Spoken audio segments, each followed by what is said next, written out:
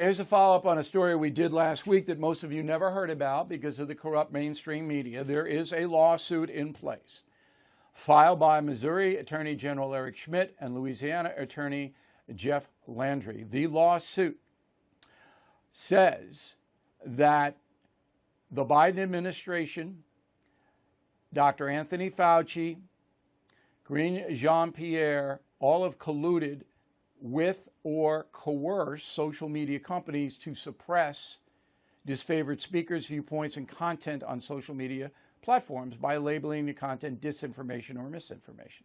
Okay, so we reported this whole thing, and I'm going to put the crux of the allegation up on a screen now. Those of you listening on a radio, I will read slowly. Quote, having threatened and cajoled social media platforms for years to censor viewpoints and speakers disfavored by the left, senior government officials in the executive branch have moved into a phase of open collusion with social media companies to suppress disfavored speakers, viewpoints, and content on social media platforms under the Orwellian guise of halting so-called disinformation, misinformation, and malinformation. Okay, so we're talking about Facebook, Twitter, YouTube, all of that. This lawsuit says there is collusion. Now, Louisiana Judge Terry Daughtry has ruled that Jean-Pierre and Fauci have to hand over all emails written to the social media companies within 21 days. So it will be September 27th that they have to hand over. Joining us now from Lafayette, Louisiana, Cajun country, is the Attorney General of Louisiana, Jeff Landry. So it's very nice of you to take the time. I know how busy you are down there, especially with New Orleans being in the state that it's in. We might get to that. But the lawsuit that you filed is a very, very interesting lawsuit. And it didn't get much media attention on a national basis. Did that surprise you? It didn't. It didn't surprise me. They'll suppress just about anything that's the truth, Bill. It's why we appreciate the great work that y'all do. Look, I believe this could be one of the most important cases that I believe ultimately will end up at the United States Supreme Court in over 100 years, because this strikes at the heart of what America is all about.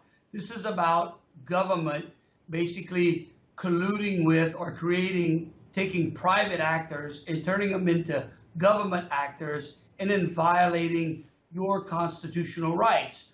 We know that the government cannot force a person to enter your home to help them search for criminal activity that they otherwise would not have probable cause to get a warrant for, right? That would be a Fourth Amendment violation. Well, the same holds true for the First Amendment. And what we believe has happened, and what we continue to, as we peel back the layers of discovery, it becomes more and more clear, is that the government went out there and purposely censored information, had big tech purposely take information, American citizens' First Amendment rights, away from them during the pandemic, during the Hunter Biden story, and so on. You know, let's go back to this. So all through 2020, COVID-19 restrictions suppressed. Hunter Biden's laptop story suppressed. April of this year, the federal government creates a disinformation agency? Really? This is America.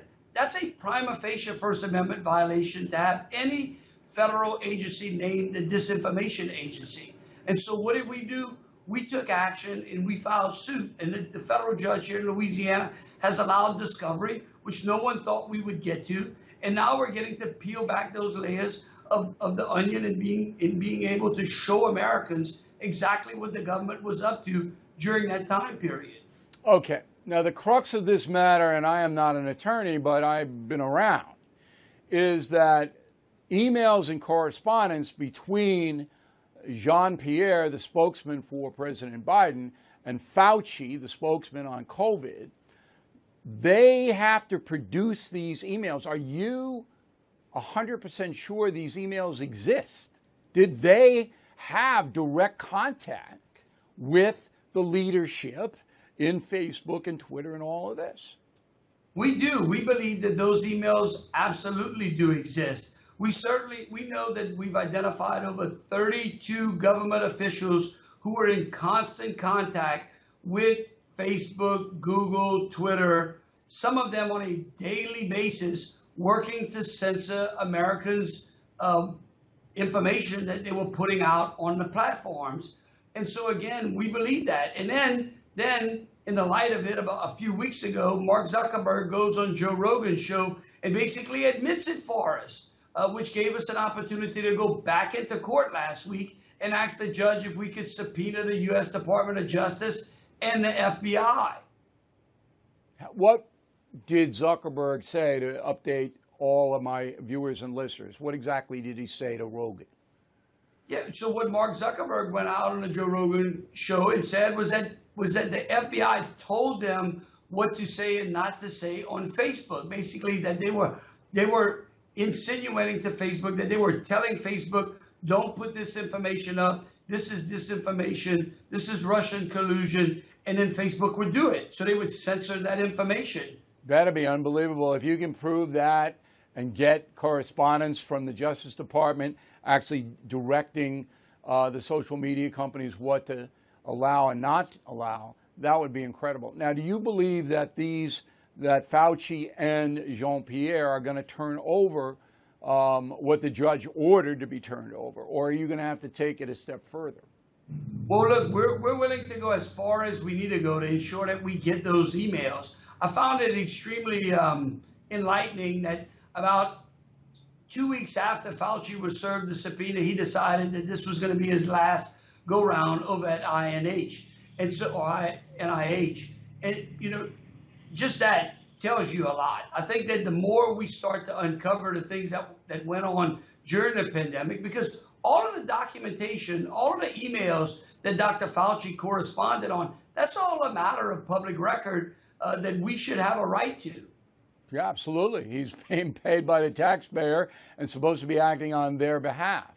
So I agree with you. This might go to the Supreme Court in a suppression of information by the Biden administration.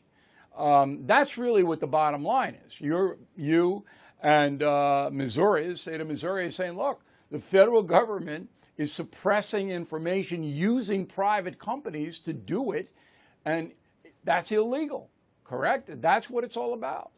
Right. I mean, think about it, Bill. It would be as though right before we went on to this show that you had to hand over your script, all of your work product, to some federal agent who's sitting in the production office next to you, and they would redline it and highlight it and say, you can say this and you can't say that, and then they give it back to you.